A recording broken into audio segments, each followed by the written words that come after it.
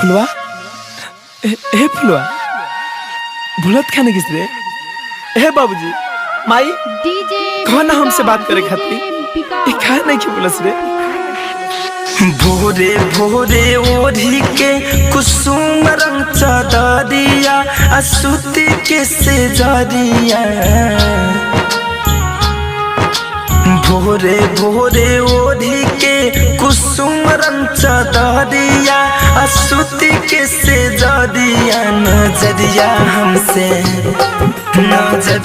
हमसे काहे तेरे गुजरिया। नजरिया हमसे काहे तेरे गुजरिया।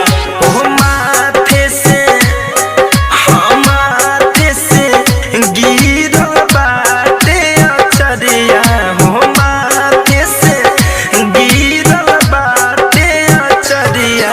नजरिया हमसे काहे तेरे गुजरिया। नजरिया हमसे काहे तेरे गुजरिया।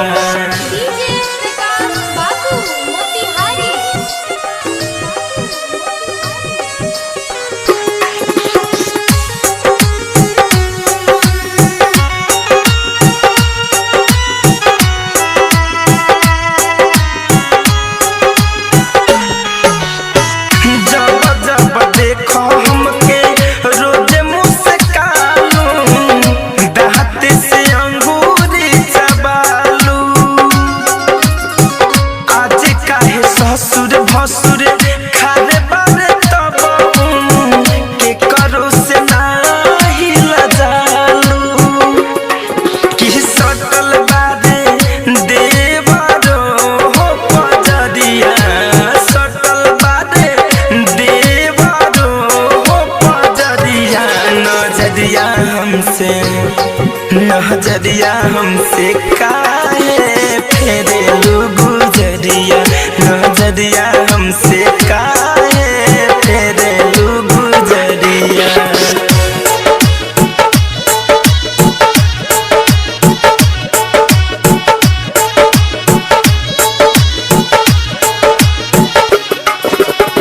नेक बेदी ताक दे तू सुनो ये धनिया।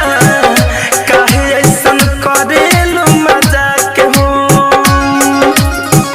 तनी कन्हुआई के ताक दे तू हमके देखे खातिर तोरा सतायाक हो।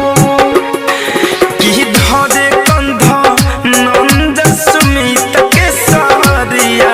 कि धरे कंसुमित के हो सहरिया। नजरिया हमसे